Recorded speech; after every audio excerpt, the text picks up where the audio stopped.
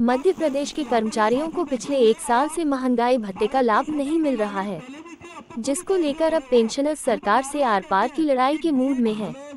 ग्वालियर में पेंशनर्स की लड़ाई दीपावली से पहले बेहद खास है, क्योंकि आंदोलनरत पेंशनर्स ने साफ कर दिया है अगर सरकार उन्हें 8% महंगाई भत्ता नहीं देती है तो वह केंद्र और राज्य सरकार के खिलाफ अपने उग्र आंदोलन को बाध्य होंगे। दरअसल सरकार ने विधानसभा के लेखा अनुदान सत्र के दौरान कर्मचारियों के महंगाई भत्ते के लिए बजट का भी प्रावधान किया था। बावजूद इसके मुख्यमंत्री ने कर्मचारियों को महंगाई भत्ते का लाभ देने की अभी तक घोषणा नहीं की है।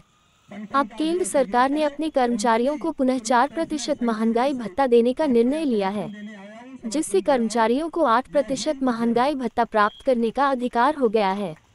ऐसे में आज ग्वालियर के फूलबाग चौराहे पर भारतीय राज्य पेंशनर्स महासंघ एवं पेंशनर एसोसिएशन के बैनर तले एक विशाल रैली निकाली है और धरना प्रदर्शन किया। साथ ही कहा है कि पेंशनर्स को दीपावली से पहले लंबित मांग यानी 7% डीए दिया जाए। इसके अलावा धारा 49(6) को समाप्त किया जाए। आयुष्मान कार्ड योजना का लाभ पेंशनर्स को दिया जाए। हवाई जहाज, रेल और बस के किराए में 50% की छूट दी जाए।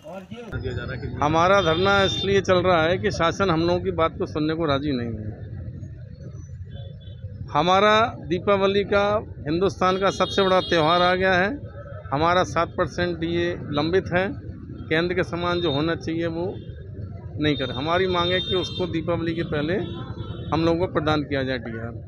दूसरी हमारी मांग ये है कि ये जो छत्तीसगढ़ विभाजन की जो धारा 49(6) है, जिसकी सहमति का बार बार रट्टा फैलता है, जबकि भारत शासन 2017 में गाइडलाइन दे चुका, उसके बावजूद भी हमारे जब भी कोई वित्तीय प्रकरण आते हैं तो सहमति के लिए छत्तीसगढ़ जाता है, छत्तीसगढ़ वालों का मध्य प्रदेश आता है। विभाजन तो उत्तरांचल का भी हुआ है, उत्तर प्रदेश का भी तो विभाजन हुआ है, लेकिन उस पर क्यों नहीं लागू होते? वो लोग क्यों नहीं इस बात को करते हैं सहमति की? शासन का स्पष्ट कहना है भारत सरकार का कि आप भुगतान कीजिए, मार्च के महीने में उसका समायोजन कीजिए, आप समायोजन कीजिए ना, लेकिन ऐसा नहीं करते। तो हमारा सबसे बड़ी मांग ये है कि धारा 49(6) तत्काल समाप्त की जाए। हालांकि वो इतनी आसान भी नहीं है। मध्य प्रदेश और छत्तीसगढ़ सरकार दोनों को अपनी विधानसभा में पास करे, भारत सरकार को भेजना पड़ेगा, वहाँ से गृह मंत्रालय इसको समाप्त करेगा, लेकिन प्रक्रिया तो शुरू हो। ये हमारी मांग है। 70 वर्ष की आयु में आपने आयुष्मान योजना का लाभ दिया है। हम जब सेवा में थे तब हमको स्वास्थ्य लाभ मिलता था, रिटायर हो गए तो समाप्त कर दिया। हमारा कहना है कि जब हम सेवानिवृत्त होते हैं, कर्मचारी जब भी सेवानिवृत्त हो उसको उसी दिनांक से आयुष्मान योजना का लाभ दिया जाए। ये हमारी मांग है।